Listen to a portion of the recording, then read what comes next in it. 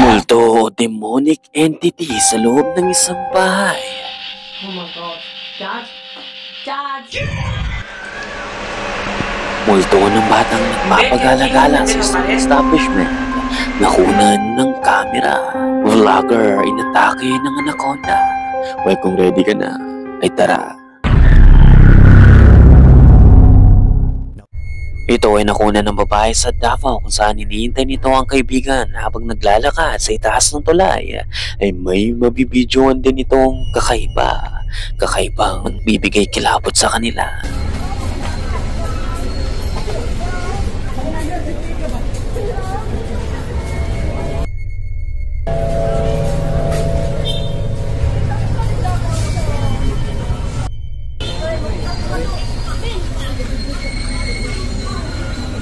Nang review nila ang footage, napansin nila ang isang shadow-like figure na nakasunod sa kaibigan nito. Umani ito ng iba't ibang komento sa kung ano nga ba talaga ang strange dark figure. May mga nagsasabing sa itong headless dark spirit. May mga nagsasabing ito rin ang Grim Reaper o si Kamatayan. Ayon naman sa mga skeptic ay ito mismo ang anino ng lalaking naglalakad. Pero paano nangyaring nasa likuran niya ito na naglalakad rin? So ano sa palagay mo ito, Multi? May idea ka ba sa kung ano nga ba talaga ang strange dark shadow na nakasunod sa lalaki?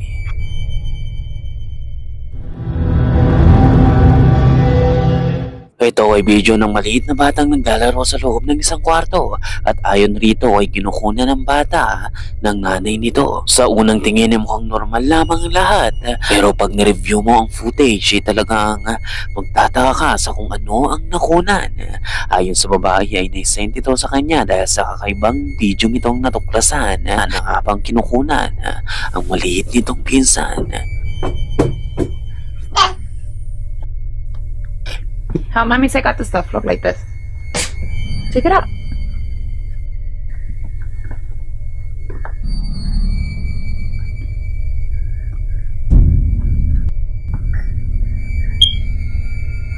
Come on.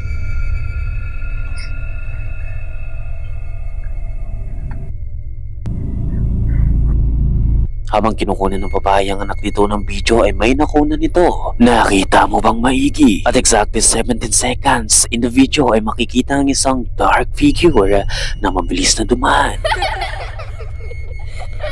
Pag na-slow-mo mo ang video ay mas magiging visible ang imaheng nakunan ng babae. Kung mapapansin mo nga ay tila ba may katawan nito, pero something strange is missing. Yes, Kamulti, wala itong ulo.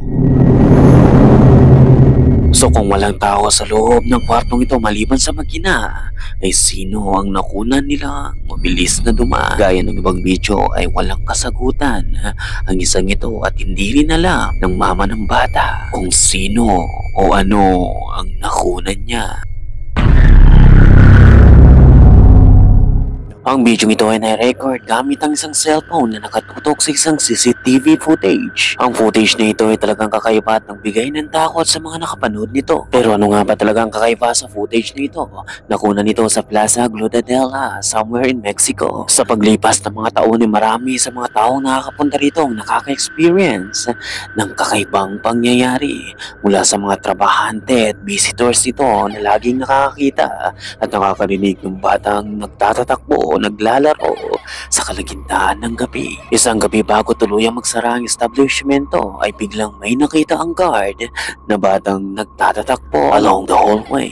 Kaya naman tinignan nila ang CCTV footage at labis silang nangilabot sa nakita nila.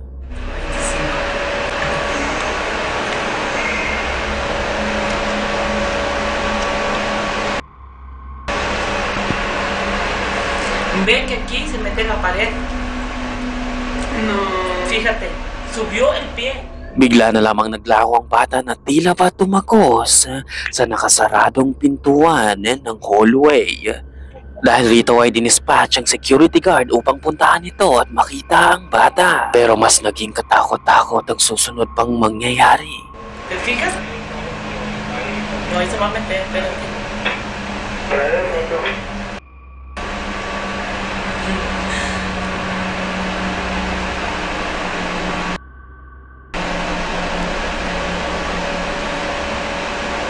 Adelante, chicos, déjalo. Joder, a los 38 se acaba de hacer el número de caballo de Diego Monti que Mira. cerraron que hasta mañana a las 7. Ay, no mames. No, ¿y sabes qué? De esa manera. O sea, chicos, 9-1 el... Minuksan ng security guard ang nakalak na pintuan pero hindi nyo makita sa loob ang batang nagpakita sa CCTV. Pero ang nakapangingilabot ay habang pinapanood sila ng mga trabahante ay biglang lumitaw ang ulo ng bata. Nakitang kita sa CCTV. Tumagos ito sa wall at hindi man lang napansin ng security guard. So ito nga kaya talaga ang multo ng batang laging nagpapakita sa establishmento. Ano sa tingin mo? Ang The G Team Paranormal Investigators channel na ito ay nag-iimbestiga ng mga paranormal events at mga kababalaghan. Back in 2019 ay nakareceive si Paddy ng mga manika mula sa kaibigan na di umano'y may dark energy.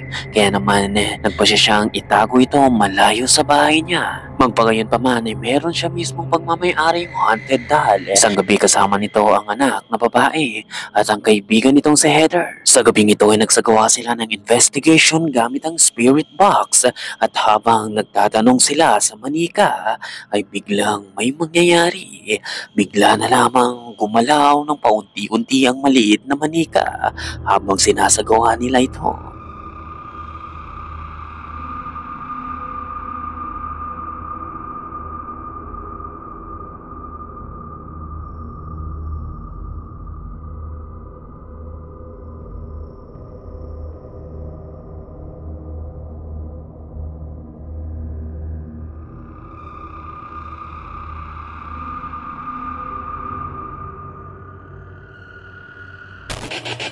Give you guys a chance to rebuild up your strength because I noticed that the responses become like weaker, you know.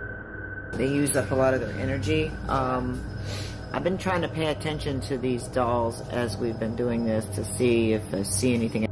Focusing on the big one and those for some reason. Why do I feel like, see where I'm sitting, I probably see it better than you guys, but I feel like the doll on the far right wasn't quite that looking. It's This one almost like here? it's in the red This dress. one?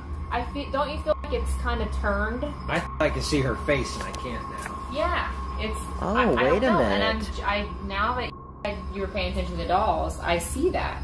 It looks like it's actually turned. I swore. I'll have to rewind this. Yeah, because when she introduced them, I was looking at them and I saw the red one's face. Really? Now. Oh, I think you're right. We're gonna have to go back and look at this footage and Although I was see. leaning different, Yeah. but so I can see it here, but I don't know. So it's like maybe she's moved. See, I wasn't really paying much attention to her I either. just noticed it when you were talking about the dolls. I started looking at them. I'm like, wait a minute, that doll right there is Oh turned wow. that way, like it's facing you Oh now. my God! You know what? I think you're right, Heather. We got to go back and look at this footage because I think you're right. Over the course of 11 minutes ng pag-iimbestiga nila ay bigla na ngang gumalaw ang manikang nasa karton. Napansin nito ni Heather at ng kaibigan nito. Pagayon pa man ay nagpatuloy pa rin sila sa session. Pero sa pagkakataong ito ay may mangyayaring hindi nila inaasahan. Okay, so that was pretty interesting. I really don't know what to make of these dolls. I know that they all are haunted dolls. I'm pretty much 100% sure now that they are all haunted for sure. I mean, we already know that the big one is because we've seen her move in my office. All you fans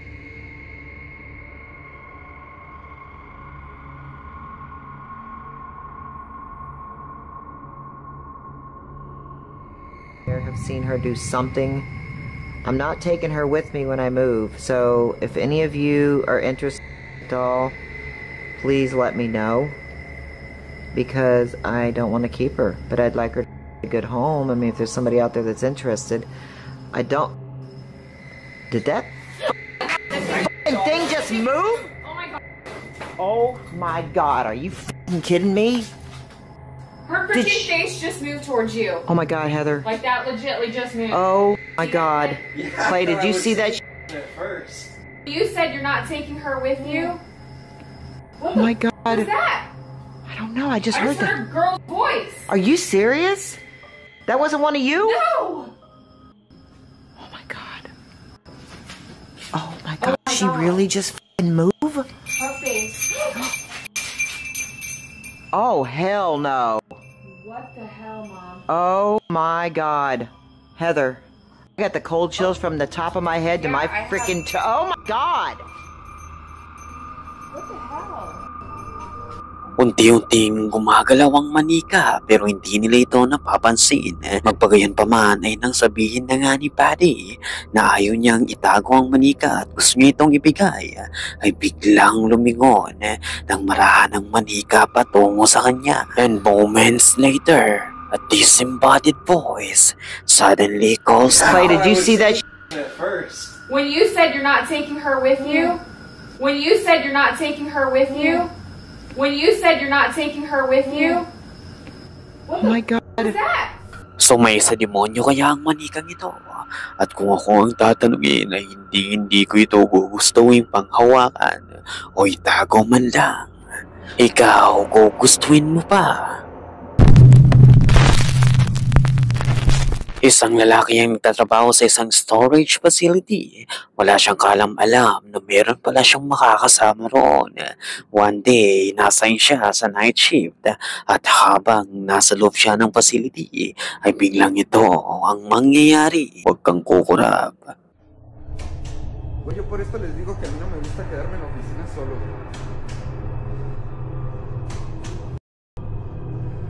La neta, qué mala onda, güey, que se fueron, güey. Les pedí que me esperaran. Y ya me habían pasado cosas. La neta, no se vale. En una oficina de México se den cosas paranormales constantemente. Uno de los empleados captan video de los impactantes eventos que ahí ocurren. Vamos a verlos.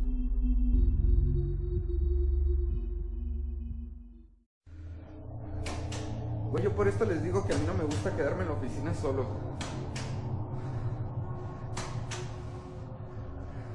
La neta, qué mala onda, güey, que se fueron, güey. Les pedí que me esperaran. A mí ya me habían pasado estas cosas. La neta, no se vale.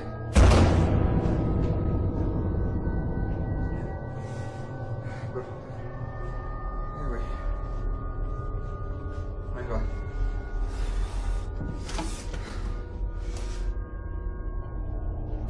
¡Ey! Ay, güey. ¡Ey! ¿Quién anda ahí?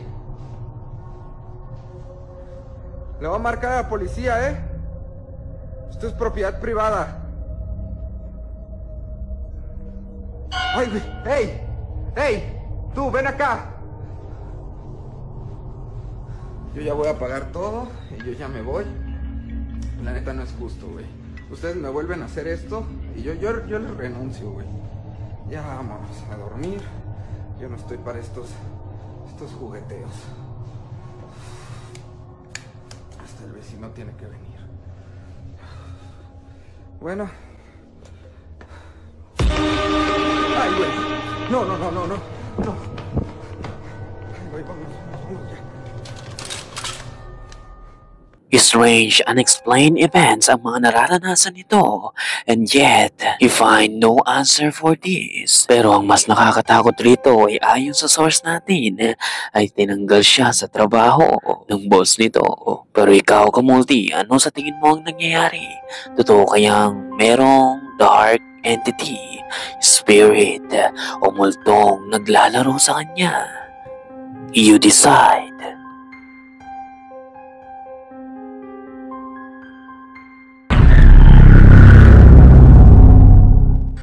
Well, ang masusunod na video ito ay talagang scary, I think. Pero galing ito kay Nooks Top 5 kung saan nag-compile siya ng mga funny, scary videos. Nakaka-live mo sa unay multo. Pero matatawa ka pag nalaman mo na kung ano nga ba talaga ang dahilan. Kaya naman tumuto ka lang at panoorin mo ang video ito at tandang mangilabot. Matawa or basta panoorin mo na lang. Okay, my dog is acting really weird. Just growling into the new baby's room. But There's nothing in here. Just freaking out over nothing. Concerning. She keeps growling at it. Yeah, something in this room is really freaking her out. Yeah. Something in this corner. Could it be the cat in the bassinet thingy? Timber? Are you in the bassinet? You're freaking out the dog? Walang hiya, pati ako na biktima. Akala ko may multo, isa lang palang pusa. Pero sa susunod na video ito ay kakaiba naman. Kung ang multo ay sumasanib sa tao o sa mga hayop.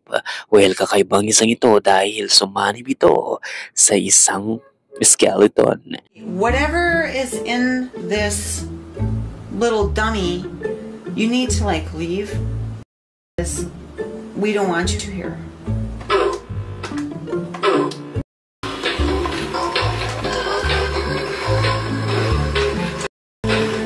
Go.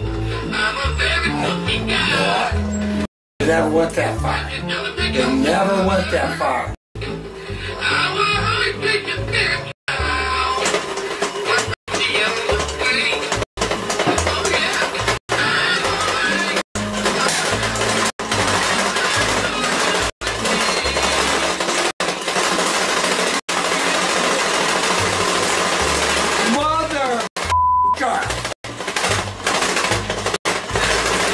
Kung napanood mo ang nagsasayaw na kalansay, finally, kakaiba rin ang isang ito. Bro, tell me why it is I'm sitting here watching Nuke's Top 5.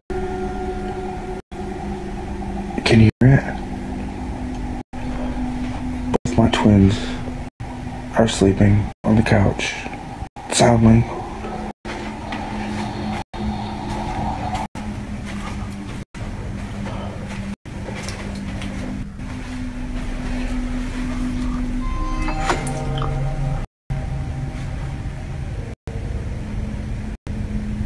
Do it again.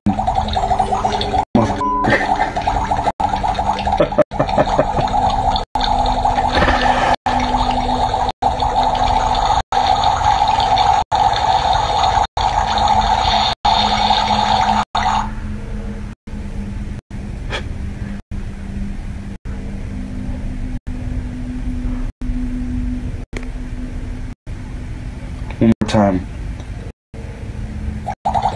Oh my God.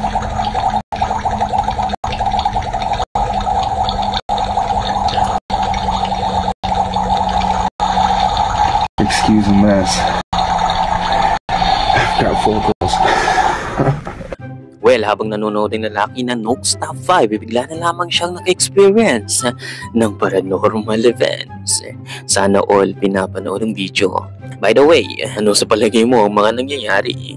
Matatawa ka ba o matatakot sa mga video ito?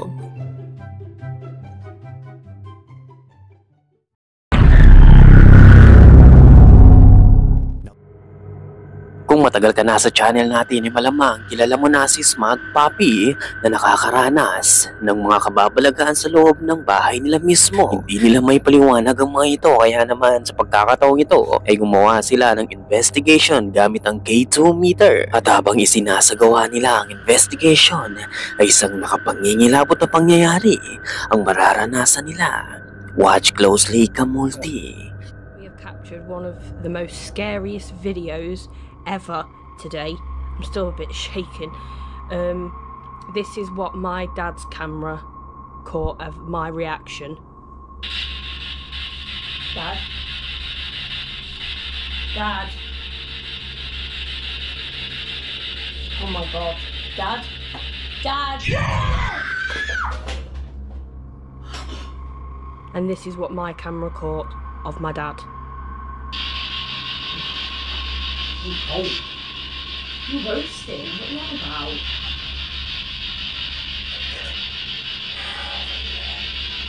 Got headache, right? A really bad one, come on. Freezing.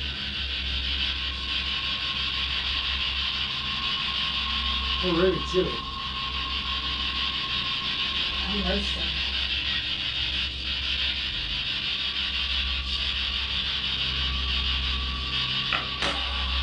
You right? Yeah, hey.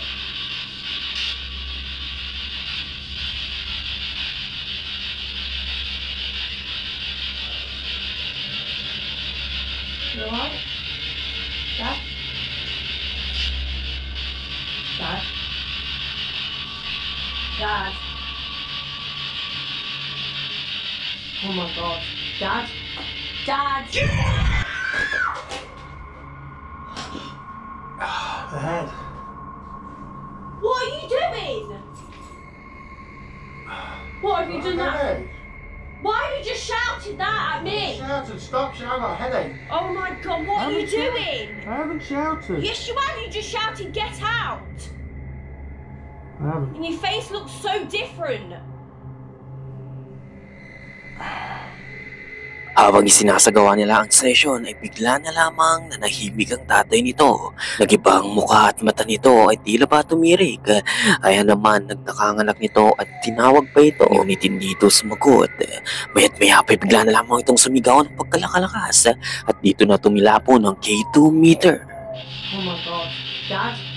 Dad? So, sa tingin mo ang nangyari? Sumanib kaya ang entity na sinusubukan nilang i-communicate? O maaaring isa lamang ito elaborate hoax? Either way, wanna try investigating using K2 meter?